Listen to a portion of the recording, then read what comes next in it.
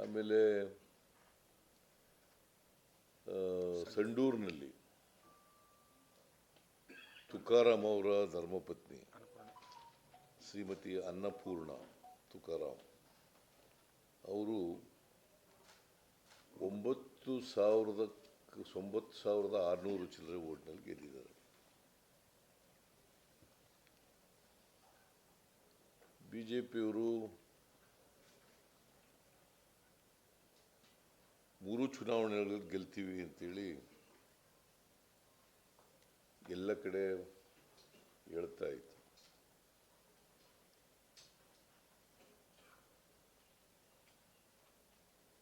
ಅವರು ನಮ್ಮ ಸರ್ಕಾರ ಅಧಿಕಾರಕ್ಕೆ ಬಂದ ಮೇಲೆ ಕಳೆದ 1.5 ವರ್ಷದಿಂದ ನಮ್ಮ ಮೇಲೆ, ನಮ್ಮ ಸರ್ಕಾರದ ಮೇಲೆ ಮತ್ತು ನನ್ನ ಮೇಲೆ ಸುಳ್ಳು ಆರೋಪಗಳನ್ನು ಮಾಡೋದು, ಜೊತೆಗೆ ನಮ್ಮ ಕಾರ್ಯಕ್ರಮಗಳನ್ನು ಅಪಪ್ರಚಾರ ಮಾಡೋದು.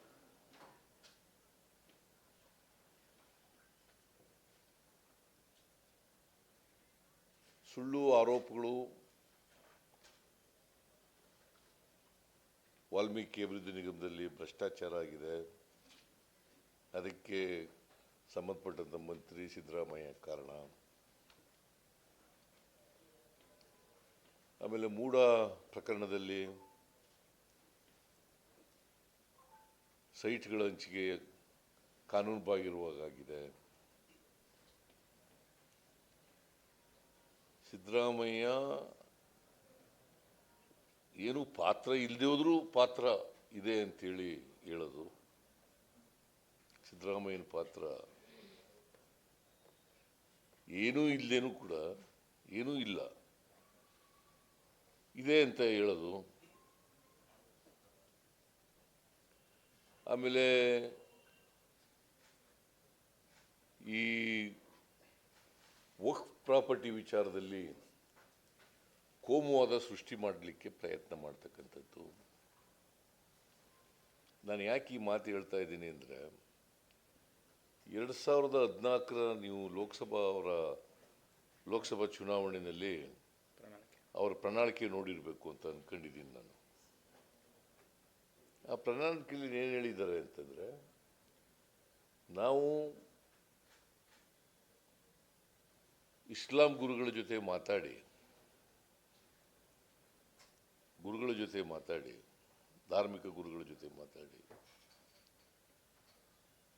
ಯಾರ್ಯಾರು ವಕ್ಫ್ ಪ್ರಾಪರ್ಟಿನ ಅತಿಕ್ರಮಣ ಮಾಡ್ಕೊಂಡಿದ್ದಾರೆ, ಅದೆಲ್ಲಿ ಪ್ರಭಾಕರ ಅದು ಕೊಡೋದು ಅವ್ರ ಪ್ರಣಾಳಿಕೆ. ಯಾಕಂದ್ರೆ ಇವರು ನಾ ಸುಳ್ಳು ಹೇಳ್ಬಿಡ್ತೀನಿ ಅಂತ ಆದ್ರೂ ನಾನು ಹೇಳ್ಬೇಕಲ್ಲಪ್ಪ, ನೀವು ನಂಬಲ್ಲ, ನಾನು ಹೇಳೋದಿಲ್ಲ, ನಂಬಲ್ವಲ್ಲ ಇಲ್ಲಿ. ಆದ್ರೂ ಅವ್ರು ಹೇಳದನ್ನೇ ಬರೀತಿರಲ್ಲ. ನಾಟ್ ಆಲ್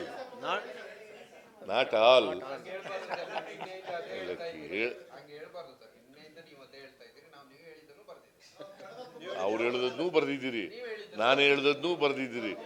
ಅದು ಮಾಡೋದಾದ್ರೆ ನೀವು ಸತ್ಯ ಜನಗಳಿಗೆ ತಲುಪಿಸೋಕ್ಕಾಗಲ್ವಲ್ಲ. ನಾನು ಯಾಕೆ ಹೇಳ್ತಾ ಇದ್ದೀನಿ ಅಂದರೆ, ಮೀಡಿಯಾ ಇರೋದು ಸತ್ಯ ಜನಗಳಿಗೆ ತಲುಪಿಸೋಕ್ಕೆ. ಡೋಂಟ್ ಗೋ ಟು ವಿಪಕ್ಷ ನಾಯಕನ ಸತ್ಯ ಹೇಳಿ ಸುಳ್ಳು ಹೇಳೇ ಇಲ್ಲ ನಾನು. ಅದನ್ನೇ ಬರೆದಿದ್ದೀರಪ್ಪ. ಇವ್ರು ಸುಳ್ಳು ಹೇಳ್ತಾ ಇದ್ದಾರಾ?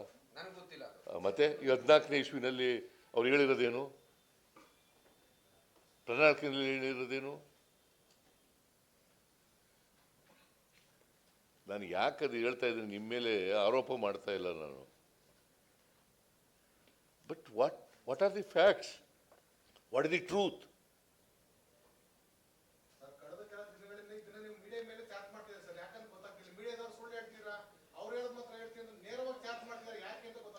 ಚಾರ್ಜ್ ಏನ್ ಮಾಡಿಲ್ಲ, ನಿನ್ ಮೇಲೆ ಮಾಡದ್ನ. ಹೌದಪ್ಪ, ನೀವು ಸತ್ಯ ಹೇಳದೆ ಹೋದ್ರೆ ಮಾಡದೆ, ಸತ್ಯ ಹೇಳದೆ ಹೋದ್ರೆ ಮಾಡದೆ. ಬೈದಿಲ್ಲ ನಾನು, ಬೈದಿಲ್ಲ. ಬೈದು ಇಲ್ಲ, ಗದರ್ಸೂ ಇಲ್ಲ, ಬೈದು ಇಲ್ಲ, ಗದರ್ಸೂ ಇಲ್ಲ. ನಿಮ್ಗೆ ಹಂಗೆ ಅನ್ಕೊಂಡ್ರೆ ನಾನೇನು ಮಾಡೋಕ್ಕಾಗಲ್ಲ. ಹೌದು, ಈಗಲೂ ಹಿಂಗೆ ಕೊಡ್ತೀನಿ.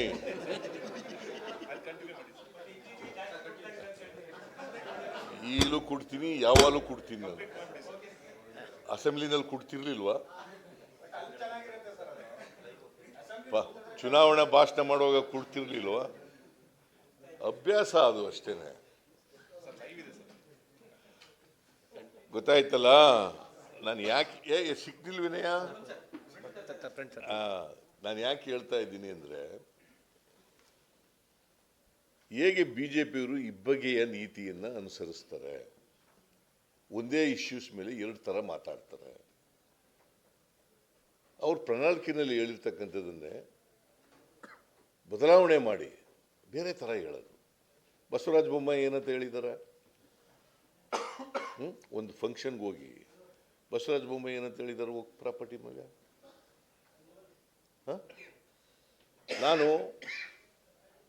ಯಾರ್ಯಾರು ಅತಿಕ್ರಮಣ ಮಾಡ್ಕೊಂಡಿದ್ದಾರೆ ಬಿಡಿಸ್ತೀನಿ ಅಂತ ಹೇಳಿದ್ದಾರೆ ಅಲ್ವಾ? ಮತ್ತೆ ಅವ್ರಿಗೆ ನಾವೇನು ಮಾಡ್ತಾ ಇದ್ದೋ?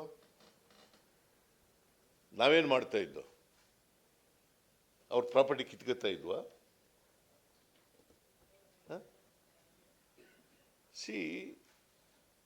ನಾನು ಹೇಳಿದ್ದೀನಿ, ಬಹಳ ಸ್ಪಷ್ಟವಾಗಿ ಹೇಳಿದ್ದೀನಿ. ನೋಟಿಸ್ ಕೊಟ್ಟಿದ್ರೆ ಒಂದು ವೇಳೆ ನೋಟಿಸ್ ಕೊಟ್ಟಿದ್ರೆ ವಾಪಸ್ ತಗೋತೀವಿ. ಒಂದು ವೇಳೆ ವಿಚಾರಣೆ ಇಲ್ಲದೇನೆ ರೆವಿನ್ಯೂ ರೆಕಾರ್ಡ್ನಲ್ಲಿ ಅವ್ರ ಹೆಸರು ಪ್ರಾಪರ್ಟಿ ಅವ್ರದ್ದೇನಾದ್ರು ಅವ್ರ ಹೆಸರಿಗೆ ಬಂದಿದ್ರೆ, ವಕ್ಫ್ ಬೋರ್ಡ್ ಹೆಸರಿಗೆ ಬಂದಿದ್ರೆ ಅದನ್ನು ರದ್ದು ಮಾಡ್ತೀವಿ. ಮತ್ತೆ ಯಾವ ರೈತರನ್ನು ಕೂಡ ಒಕ್ಕಲೆಬ್ಸಲ್ಲ. I was categorically very clear on this. Ashoka ಹೇಳ್ತಾನೆ, ಇವರು ಪಾಪಿಗಳು, ಕಾಂಗ್ರೆಸ್ನವರು ಪಾಪಿಗಳು. ಈಗ ಯಾರು ಪಾಪಿಗಳು ಅಂತ ಹೇಳ್ತಾರೆ ಜನ? ಇವ್ರನ್ನ ಪಾಪಿಗಳು ಅಂತ ಹೇಳ್ತಾರ? ಇಲ್ಲ.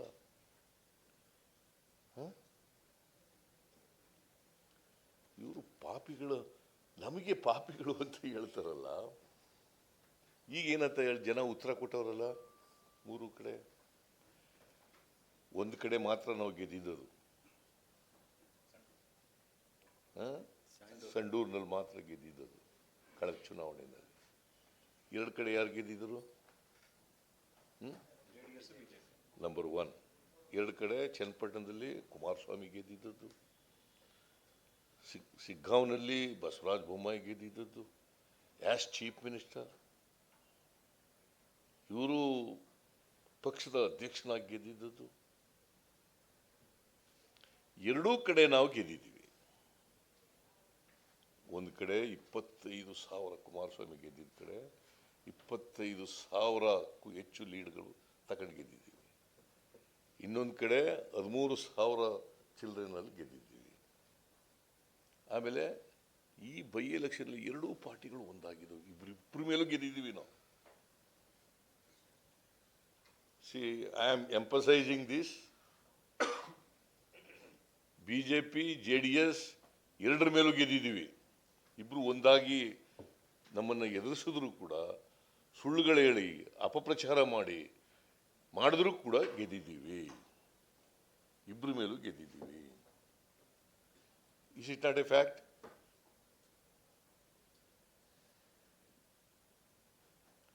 Number 1. Number 2, ಒಂದು ಕಲ್ಯಾಣ ಕರ್ನಾಟಕ ಭಾಗದಲ್ಲಿ ಗೆದ್ದಿದ್ದೀವಿ, ಇನ್ನೊಂದು ಮುಂಬೈ ಕರ್ನಾಟಕದಲ್ಲಿ ಗೆದ್ದಿದ್ದೀವಿ, ಮೂರನೇದು ಹಳೆ ಮೈಸೂರು ಭಾಗದಲ್ಲಿ ಗೆದ್ದಿದ್ದೀವಿ. ಒಂದು ಕಲ್ಯಾಣ ಕರ್ನಾಟಕ ಸಂಡೂರು, ಆಮೇಲೆ ಸಿಗ್ಗಾಂವಿ ಮುಂಬೈ ಕರ್ನಾಟಕ, ಆಮೇಲೆ ಚನ್ನಪಟ್ಟಣ ಹಳೆ ಮೈಸೂರು. ಈ ಮೂರು ಕಡೆ ಗೆದ್ದಿದ್ದೀವಿ. So this is very significant.